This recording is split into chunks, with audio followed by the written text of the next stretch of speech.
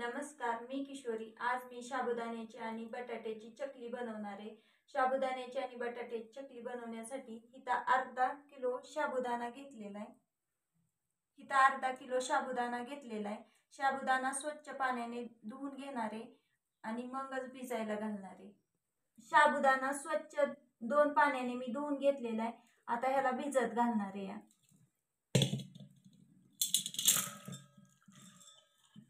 भिजायला घालण्यासाठी मोठं भांड घेतलेलं आहे आणि ह्याच्यामध्ये पाणी ओतून घेते। पाणी आपल्याला अर्धा इंच जास्त वतायचंय शाबूस तांदूळापेक्षा।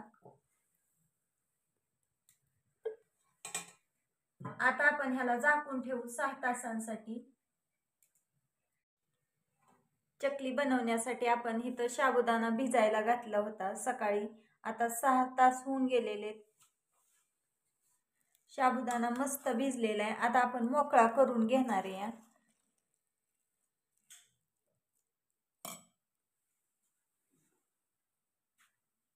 शाबूस तांदूळ आपण सकाळी ह्या वाटीनेच मोजून घेतलेलं 1 वाटी होतं आणि वजनी प्रमाण म्हणाल तर अर्धा किलो होतं।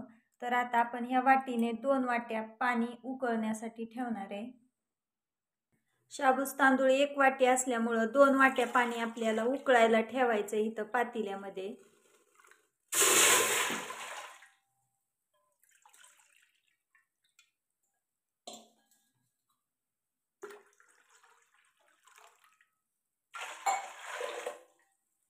पाणी आता आपल्याला कडकडीत उकळून घ्यायचंय।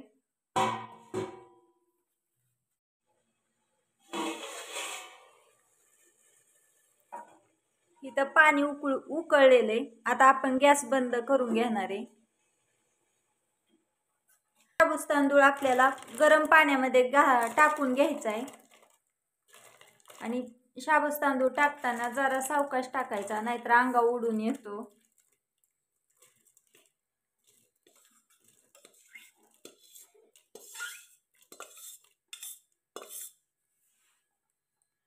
शाबूस तांदूळ पाण्यामध्ये मिक्स करून घेऊ आणि आता रात्रभर असाच भिजत ठेवायचा झाकून।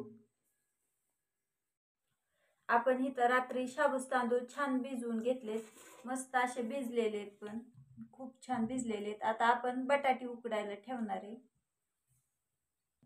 मी बटाटी स्वच्छ 2 पाण्याने धुवून घेतलेली ती आता इथं पाण्यामध्ये शिजण्यासाठी ठेवणार आहे। तर अर्धा किलो शाबूस तांदूळ आहे म्हणून 1 किलो मी बटाटी इथं घेतलेले ते।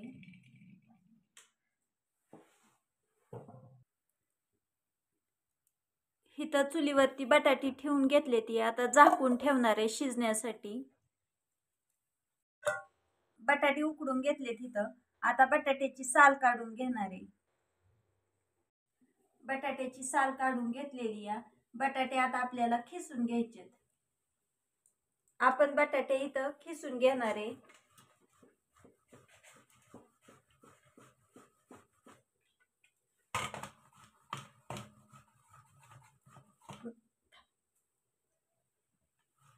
अशा प्रकारे मी सर्व बटाटे इथं खिसून घेणार आहे।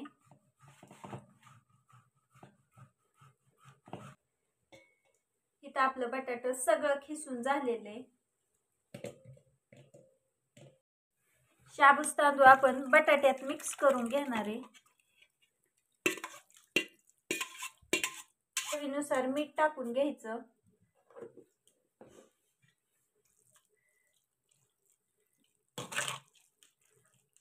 आता आपण हे छान असं मिक्स करून घेऊ।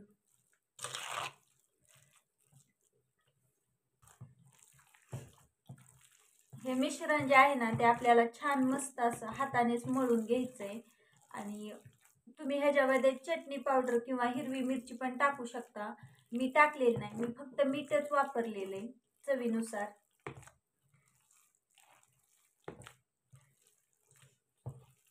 आपलं छान असं मिश्रण मळून झालेले। आता आपण ह्याच्या चकल्या करायला घेणार आहे। चकली बनवण्यासाठी मी अशा प्रकारची ताटली घेतलेली आहे आणि शेवग्यामध्ये बसवणार आहे।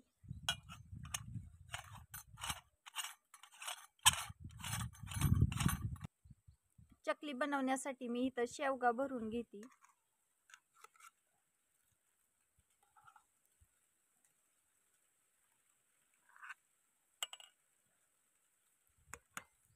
आता आपल्याला चकल्या घालून घ्यायच्यात.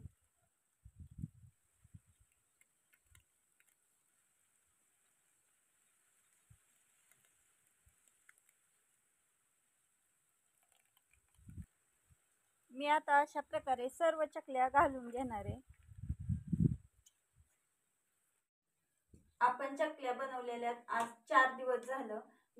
मी इथं कडकडीत 3 दिवस उन्हात वाळवून घेतले त्या. आणि चकली जर उन्हात चांगली वाळली तरच मग चांगली तेलामध्ये तळली जाते, म्हणून चांगली वाळवून घ्यायची उन्हामध्ये. आता आपण चकलीला तळून घेणार आहे. चुलीवरती कढई ठेवून घेऊ गरम होण्यासाठी. चकली तळण्यासाठी कढईमध्ये तेल ओतून घेणार आहे.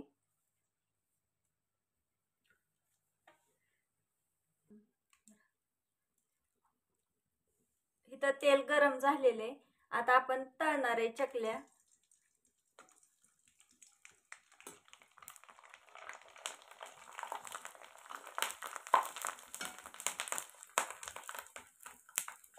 मस्त अशा आपल्या इथं चकल्या झाल्या त्या.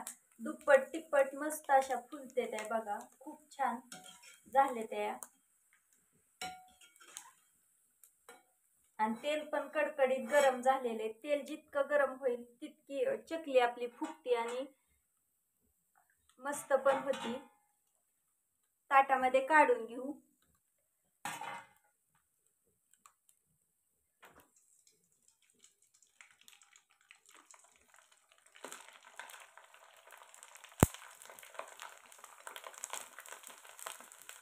तुम्ही पण अशा पद्धतीने नक्की बनवून बघा चकल्या.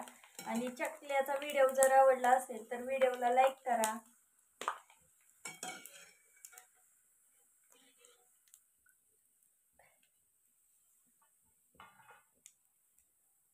एकदम कुरकुरीत झालेली बघा. मस्त एकदम छान झालेली आहे. आणि दाताखाली सुद्धा कचकच करणार नाही, इतकी मस्त झालेली आहे.